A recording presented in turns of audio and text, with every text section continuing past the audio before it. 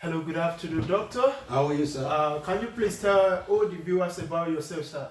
I'm just Dr. Taiwo Adeyi, the Group Managing Director of TMAC, in Africa and in UK. Thank you very much. We want to say a very big thank you to you for coming to the studio today. Today we want to look at some of the impacts of coronavirus on the masses, most especially the Nigerian community.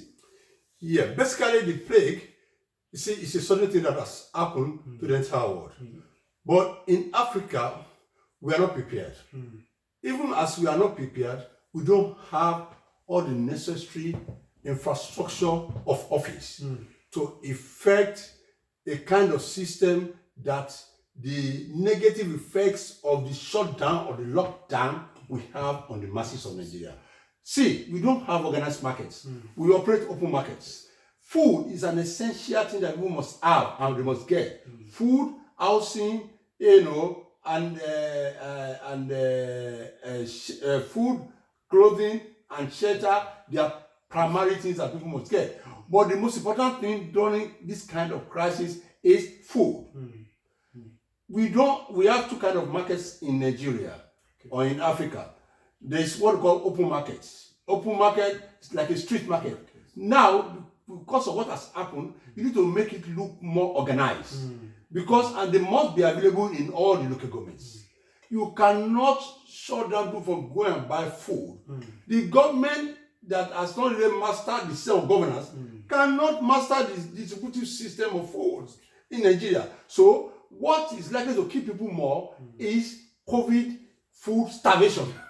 So not even the virus now. Wow. So we need to look at, for other time, we need to look at a way of modernizing, those markets. They have what they call the lodgers. You can administer those markets through them. So you have to beef up those markets and to bid more. And then you get it more organized. And then you let us obey the distancing factor rule. That, okay, you make people to queue up, or you make people to give themselves a kind of distance. But you should allow people to go out and buy food within their locality.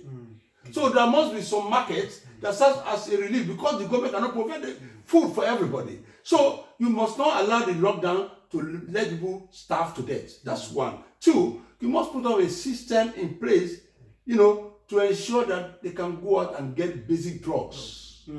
Because it's not only the issue of COVID, coronavirus. People have some other ailments that they needed to take care of. So, but the lockdown, and there's so many people in Nigeria, they live on daily income. Now they can't go out and work. And also the issue of banks being locked up. There's something bad in it because already the determination system is being altered.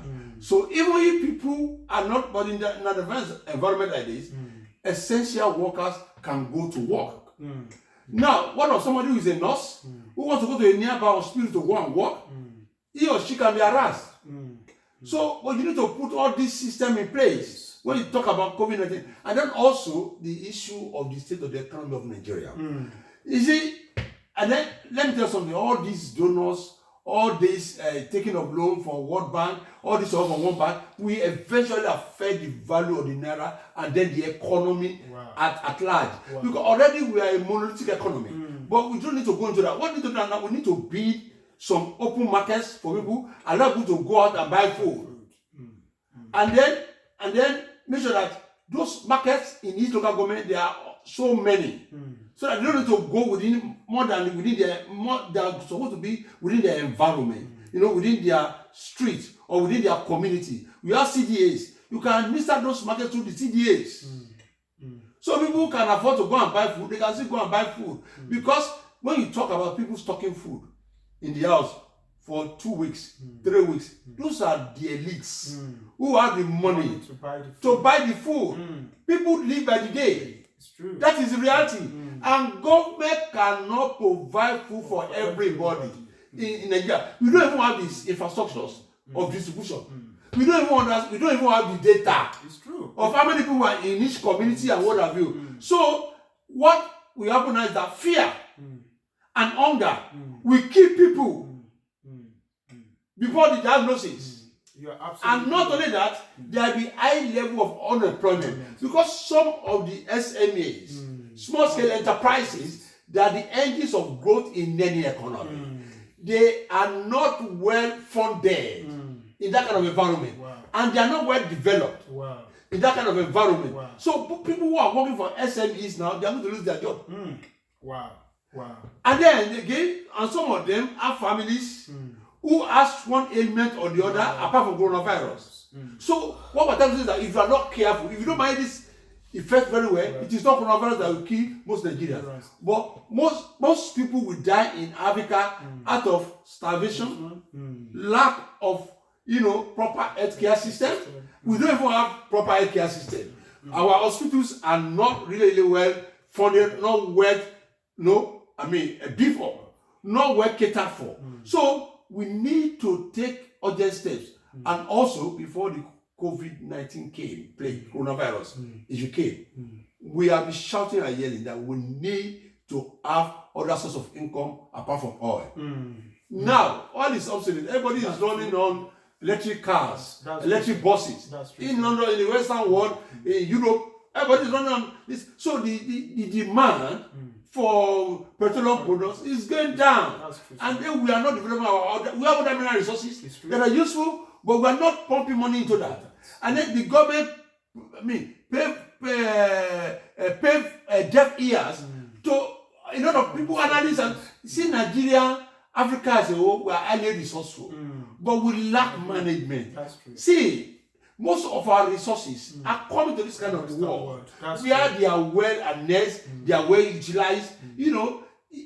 Our system needs to go back to the issue of leadership etiquette. We lack leadership etiquette, and we need to work fast and ensure that we save lots of life.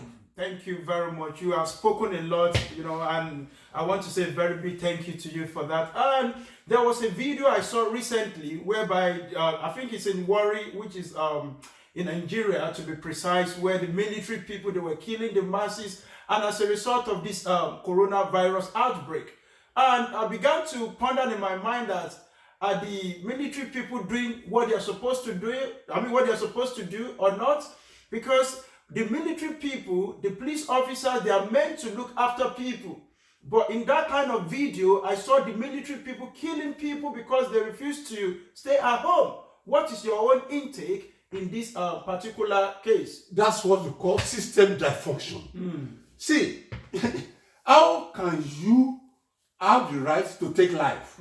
We don't value life in Africa, but we don't know the authenticity of the video. But what we saw from the video, like I also saw, was a Sioba in Warri area. Those are the Delta region of Nigeria. We heard from the video, we don't know how authentic it is, that through the shutdown, that a soldier killed a civilian that was going out during the lockdown. But anyway, too long does not make it right. The citizens don't have the right to kill a soldier man. But the soldier man, the army headquarters or whatever that deploy, if they deploy, really, and if the video is true, they don't have the right to go and be killing the youth, the mass in the area. It can resort to a state of anarchy. The law is there. They need to go and apprehend those boys that did the work, not arresting wrong people. We don't even have machinery of office to understand who commits this crime or not. All these issues of CCTV, they are not there. And we are sort of saying that we're a developed nation. We are not really a developed nation. You see, those are the things that we needed to look at. And then government is all about accountability. And again, nobody must be bigger than the state. That's true. You see, we don't obey the law. You see, because you are a military man, and because you don't own life in your hand, and then you are being funded by taxpayers' money. You are employed to defend people. You are not the same people killing people. Wow. See, it's a matter of system dysfunction. See, and then men, women, people should not be treated like animals. You can't just take life anyhow. You have taken law into your hand. You have rendered the State House of Assembly useless. You have rendered the governor useless. So the army cantonment in that area, if that story is true, they must be brought to book. That's true. The president must address the nation so that it doesn't result to further anarchy. Then the whole issue that they are doing lockdown to ensure that people don't lose life, but people are not losing life under a kind of uncivilized behaviors. Thank you. Thank you very much, sir. Time will not permit us to actually say much, but I just want us to quickly, summarize what you've said, and what do you think the government can do to make sure that the right steps are taken to address the current problem in the country? Number one, the president or the state governor needs to make a kind of statement on time before the thing gets too worse. Because if the other party tries to retaliate, it will cause a state of anarchy, and we might not be able to curtail the after effect. So we need to act fast, make a broadcast, take unnecessary actions, and then begin to cause for a peace agreement. And then they will now go and arrest those people who committed those crimes. And then the commander that allowed those people to go out and kill must be brought to book. Thank you, sir. Thank you. But nobody must be above the law. That was supposed to do about that. Then before the COVID shutdown, gets out of hand, what we need to do is that we need to open markets, more open markets, well organized, and then you can ask law enforcement agents to enforce that people don't move close to the other, they should keep the distance, and then they'll be on queue to enter the market and make their purchases. Thank you very much, sir. And then if the government is supplementing what individuals can afford, then they should do it through the CDAs, Community Development Associations, and then they must allow the media to cover their activities. So that it can be open, and then you make them accountable. They must give you the people that they gave those things to, and those people must sign. Thank you, sir. Every household must sign Thank you. for those who leave. Thank you very much. Thank you very much, viewers. This is where we are going to stop right now. Please watch out for the next series, which is going to come up shortly. Thank you. Thank you. Thank you, Doctor. Madam Sonites. Thank you, sir. Thank you, Ma'am.